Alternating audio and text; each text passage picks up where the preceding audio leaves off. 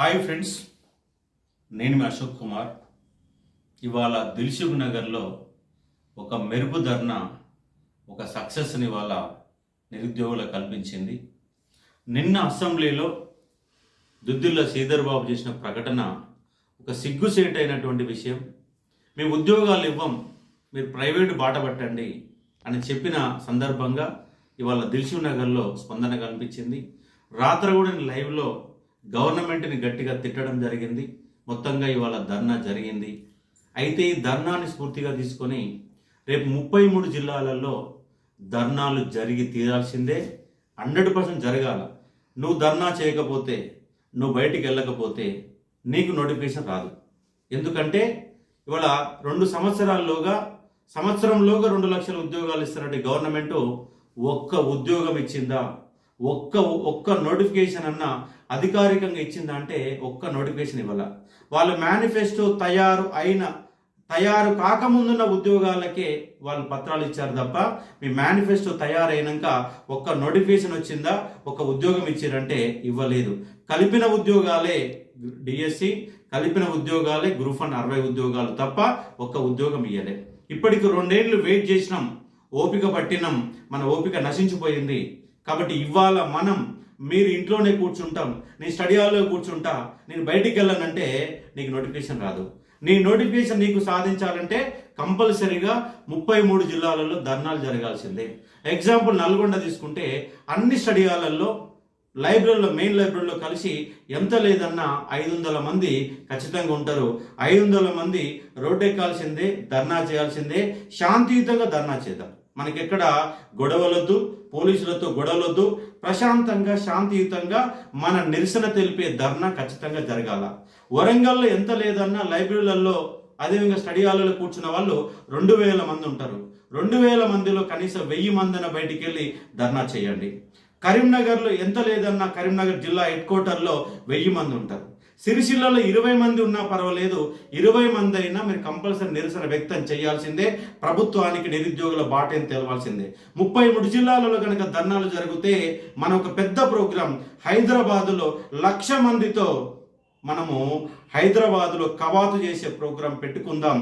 ఖచ్చితంగా ప్రభుత్వం యొక్క మెడలు వంచి తీరుతాం. కాబట్టి విద్యార్థులలో ఆవేశం పెళ్ళుబుక్కుతుంది, విద్యార్థులలో నైరాశ్యం మొదలైంది. ఆ నైరాశ్యం అనేది మనకు కంపల్సరీగా కనపడాల. ఇవాళ చూడండి, వితిన్ 15 నిమిషాలలో దిల్సుఖ్ నగర్లో 1000 మంది ఒక్కసారిగా ధర్నా చేస్తే పోలీసులకి అంతు చిక్కని విధంగా ఇవాళ ధర్నా జెండా అంశాన్ని అర్థం చేసుకోవచ్చు. కాబట్టి మీ జిల్లా కేంద్రాలలో శాంతియుతంగా 33 జిల్లాలో మహబూబ్నగర్ వల్ల చెప్తున్నా 3-4 లైబ్రరీలు ఉన్నాయి, స్టడీ హాల్ ఉన్నాయి. రేపు ఖచ్చితంగా రేపైతే ప్లాన్ చేయండి, రేపు వీలు కాకపోతే ఎల్లుండి ప్లాన్ చేయండి. మొత్తంగా 33 జిల్లాలలో ధర్నాలు జరగాల్సిందే. ధర్నా జరిగితేనే అవసరమైతే ఇవాళ దిల్సుఖ్ నగర్లో ధర్నా ఏ విధంగా జరిగిందో రేపు ఆర్టిస్ట్ క్రాస్ రోడ్లో ఉన్నటువంటి ప్రతి లైబ్రరీలో ఉన్నటువంటి విద్యార్థి, ప్రతి స్టడీ హాల్లో ఉన్న విద్యార్థి ఖచ్చితంగా బయటికి వెళ్ళండి. రేపు ఉస్మానియా విశ్వవిద్యాలయంలో లైబ్రరీలో విద్యార్థులంతా ఒక అర్ధగంట పాటు లైబ్రరీ బయటికి వెళ్ళి మీ నిరసన వ్యక్తం చేయండి. ఆర్ట్స్ కాలేజ్ దగ్గర నిరసన వ్యక్తం చేయండి. కాకతీయ విశ్వవిద్యాలయ విద్యార్థులు మేము చెప్తున్నాం, చాలా మంది విద్యార్థులు ఉన్నారు, ఖచ్చితంగా మీరు బయటికి వెళ్లాల్సిందే. పాలమూరు విశ్వవిద్యాలయం, నల్గొండలో ఉన్న మహాత్మా గాంధీ విశ్వవిద్యాలయం, ప్రతి యూనివర్సిటీ, శాతవాహన యూనివర్సిటీ, అదేవిధంగా తెలంగాణ యూనివర్సిటీ, ప్రతి యూనివర్సిటీ విద్యార్థి ఖచ్చితంగా బయటికి వెళ్ళి మీరు నిరసన వ్యక్తం చేయకపోతే, రాష్ట్ర వ్యాప్తంగా మన యొక్క నిరసన తెలియజేయకపోతే ఈ ప్రభుత్వం ఇలాగే మొండికుంటుంది. ఇవాళ నిరుద్యోగుల తరపున ఎన్నికైనటువంటి బల్మూరు వెంకట్ లాంటి వాళ్ళు కూడా ఇవాళ నిరుద్యోగుల తరపున మాట్లాడకుండా మేము 70,000 ఉద్యోగాలు ఇచ్చామని అబద్ధం మాటలు చెప్తారు. వాళ్లకు తెలుసు మన ఒక ఉద్యోగం ఇవ్వలేదన్న అంశం వాళ్లకు తెలుసు, కానీ వాళ్ళు ఇచ్చే పరిస్థితి మనకు కనబడతలేదు. ప్రైవేట్ రంగంలో లేదు, ప్రభుత్వ రంగంలో లేదు, ఎక్కడ లేదు. హైదరాబాద్లో ఉన్న ఉద్యోగాలు మొత్తం నాన్ లోకల్ కబ్జాలో ఉన్నాయి. కాబట్టి మన భవిష్యత్తును మనమే తీర్చిదిద్దుకుందాం. కాబట్టి అడుగులు వేస్తేనే న్యాయం జరుగుతుంది. హైదరాబాద్లో ఉన్న ప్రభుత్వ ఉద్యోగాలు కూడా కంప్లీట్గా 1/3 ఆఫ్ పాపులేషన్ హైదరాబాదులో నాన్ లోకల్ కబ్జాలో ఉంది. కంప్లీట్ సెటిల్ అయిన వాళ్ళకి ఉద్యోగాలు వస్తున్నాయి తప్ప వాళ్ళ హైదరాబాదులో వరంగల్ వాళ్ళు నాన్ లోకల్, హైదరాబాదులో మహబూబ్ నగర్ నాన్ లోకల్. నీకు ఒక ఉద్యోగం రానప్పుడు ఈ రాష్ట్ర ప్రభుత్వం నీకేం చేస్తుంది? అంటే ఖచ్చితంగా మన ప్రణాళిక రూపొందించుకుందాం. ఫస్ట్ ప్రణాళిక మీకు ఇచ్చేటటువంటి ఒక ప్రణాళిక అంటే ఏ ప్రణాళిక లేదు, ఒకటే ప్రణాళిక. 33 జిల్లాలో ఉన్న లైబ్రరీలో ఉన్న విద్యార్థులు, స్టడీ హాల్లో ఉన్న విద్యార్థులు ఖచ్చితంగా బయటికి కదలండి. మీ తటాకేందో చూపెట్టండి. ఖచ్చితంగా ప్రభుత్వానికి మన నిరసన తెలుస్తుంది. ఇంటెలిజెన్స్ నివేదిక పోతుంది. నిరుద్యోగులు ఊకునే పరిస్థితి లేదు. వీళ్ళు ఆవేశంతో ఉన్నారు. వీళ్ళ ఆవేశాన్ని చల్లార్చాలంటే ఖచ్చితంగా నోటిఫికేషన్ రావాల్సిందే అన్నటువంటి ఒక మెసేజ్ ప్రభుత్వాన్ని మనం ఖచ్చితంగా ఇవ్వాల్సిందే. మనము ఇవాళ 30 లక్షలు అంటున్నాం, 40 లక్షలు అంటున్నాం, 50 లక్షలు అంటున్నాం. ఇన్ని లక్షలు అవసరం లేదు. ఖచ్చితంగా హైదరాబాద్లో ఒక 10,000 మంది రోడ్డు మీద కవాతు చేస్తే ప్రభుత్వానికి పాసు పడతారు. జస్ట్ 10,000. కాబట్టి మీ జిల్లాలలో ఉన్న వాళ్ళు సంఖ్య తక్కువ అనుకోకండి. 30 మంది ఉంటే 30 మంది ధర్నా చేయండి. 100 మంది ఉంటే 100 మంది ధర్నా చేయండి. 500 ఉంటే 500 ధర్నా చేయండి. 1000 ఉంటే 1000 ధర్నా చేయండి. ఖచ్చితంగా మన నిరసనని శాంతియుతంగా తెలియజేస్తేనే మనకు నోటిఫికేషన్ వస్తే తప్ప లేకపోతే రావు. ఆల్రెడీ ఇప్పటికే 3 సార్లు ఆమని నిరాదీక్ష చేసినాం. ఇందిరా పార్క్ కాడ 2 సార్లు ధర్నా 5,000 మందితో ధర్నా చేసినాం. అలాగే సెక్రటరీ ముట్టడి జరిగింది. ఎన్నో కార్యక్రమాలు తీసుకున్నాం. అయినా ఈ ప్రభుత్వానికి చలనం కానీ, సిగ్గు కానీ, లజ్జ కానీ, ఎక్కువ కానీ రేవంత్ రెడ్డి బూతు పురాణాన్ని పట్టుకొని ఇవాళ నిరుద్యోగులని నిండా ముంచుతున్నాడు. కేవలం తిట్టడం కోసమే ముఖ్యమంత్రి అయినట్టుగా రేవంత్ రెడ్డి యొక్క వ్యవహార శైలి కొనసాగుతుంది. రేవంత్ రెడ్డి మెడల్ వంచాలంటే, కాంగ్రెస్ పార్టీ మెడల్ వంచాలంటే ఖచ్చితంగా మన తడాకేందో, నిరుద్యోగుల తడాకేందో ఖచ్చితంగా చూపించాల్సిన అవసరం ఉంది. మనం ఏమీ చేయాల్సిన అవసరం లేదు. రోడ్లు ఎక్కి శాంతియుతంగా నిరసన తెలియాల్సిందే. కరీంనగర్ వాళ్ళు అయితే ఆడ 500 మంది 1000 మంది దొరుకుతారు. ఖచ్చితంగా ర్యాలీ తీయండి. ఒక 5 నిమిషాల ర్యాలీ, ఎక్కువ అవసరం లేదు. జస్ట్ ఒక 500 మీటర్లు ర్యాలీ తీయండి. వరంగల్ వాళ్ళు 1 కిలోమీటర్ పాటు ర్యాలీ తీయండి. మహబూబ్ నగర్ వాళ్ళు జస్ట్ సెంటర్కి వచ్చి నిరసన తెలపండి. అదేవిధంగా నల్గొండ జిల్లా వాళ్ళు క్లాక్ టవర్ సెంటర్కి వచ్చి నిరసన తెలపండి. ఖచ్చితంగా ప్రభుత్వం భయపడుతుంది. మన నిరుద్యోగ సంస్థ నోటిఫికేషన్ రావడానికి అవకాశం ఉంటుంది. దీనిపైన మన మిత్రుడు ఇప్పుడు ఇంద్రనాయక్ మాట్లాడతారు. ఏదైతే నిన్న దుద్దిల్ల శ్రీధర్ బాబు గారు మాట్లాడడం చాలా బాధాకరం అనిపించింది. ఎందుకంటే జ్ఞాని, ఒక తెలంగాణ మంత్రుల్లో ఒక జ్ఞాని ఉన్నాడు, అతనే శ్రీధర్ బాబు అనుకున్నాం. కానీ ఒక అజ్ఞాని లెక్క, ఒక మూర్ఖుడు లెక్క, ఇలా చదువురాని మూర్ఖుడు లెక్క మాట్లాడడం చాలా బాధాకరమైన విషయం. ఎందుకంటే ఎన్నికల మేనిఫెస్టోలో నిరుద్యోగుల గురించి ఎన్నికల మేనిఫెస్టోలో పెట్టింది దుద్దిళ్ల శ్రీధర్ బాబు గారు. ఆయనకు మొత్తం తెలుసు 2 లక్షల ఉద్యోగాలు ఇస్తామని, మొదటి సంవత్సరంలో ఇస్తామని ఆ రోజు నమ్మబలికి మాతోటి ఓట్లు వేయించుకొని ఇలా 2 సంవత్సరాలు దాటిపోయిన తర్వాత కూడా ఒక్క నోటిఫికేషన్ విడుదల చేయని ఎవరు ఉన్నారంటే అది కాంగ్రెస్ పార్టీ. అదిగాక మన నిన్న బల్మూరి వెంకట గారు, అదేవిధంగా మంత్రి శ్రీధర్ బాబు గారు, పొన్నం ప్రభాకర్ గారు మేము ఆల్రెడీ జాబ్ క్యాలెండర్ ఇంప్లిమెంట్ చేశామని బట్టి విక్రమార్క గారు చెప్పడం జరుగుతుంది. కొందరేమో చేయట్లేమని చెప్తున్నారు. అంటే మీకు సఖ్యత లేదు, మీరేం మాట్లాడదు మీకు అర్థం కావట్లేదు.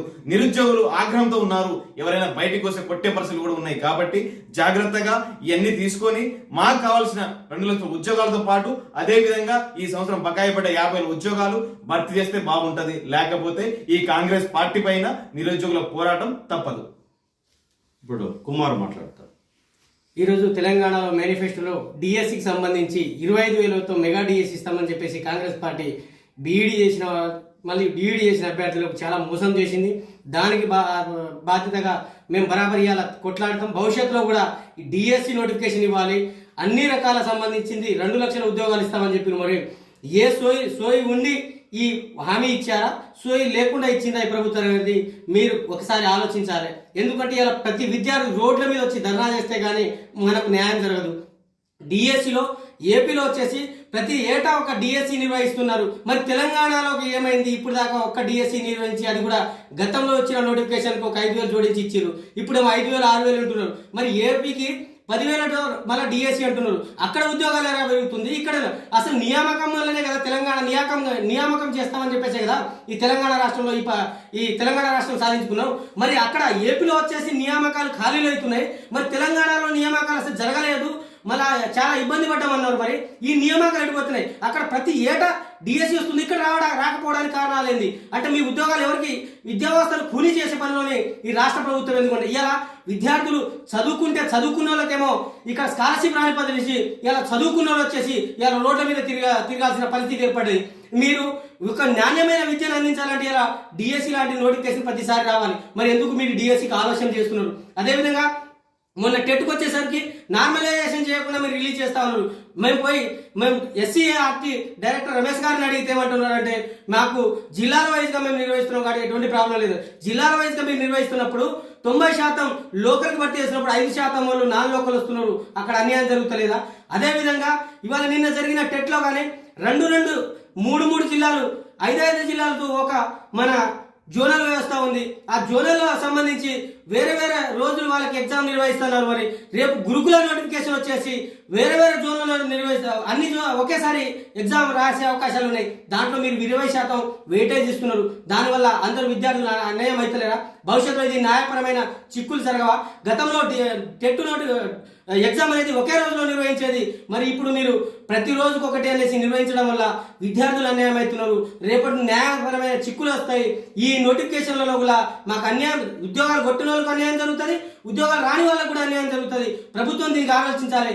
దీనికి సంబంధించి మేము మొన్న డైరెక్టర్ రమేష్ గారితో మాట్లాడితే ఆయన ఎవరు నవీన్ నికోలస్ గారు కలవండి, ఎడ్యుకేషన్ డైరెక్టర్ కమిషనర్ గారు అనేసి అప్పుడు చెప్తే ఆయన ఏమంటారు, మేము నార్మలైజేషన్ చేసి ఇస్తున్నాం అంటున్నారు. అంటే వీళ్ళ అధికారులకే సఖ్యత లేదు, అబద్ధాలు మాట్లాడుతున్నారు. ప్రభుత్వం ఎంతమంది ఎన్ని రోజులు ఇట్లా అబద్ధాలతో ముందుకు నడుపుతా ఉంటుంది.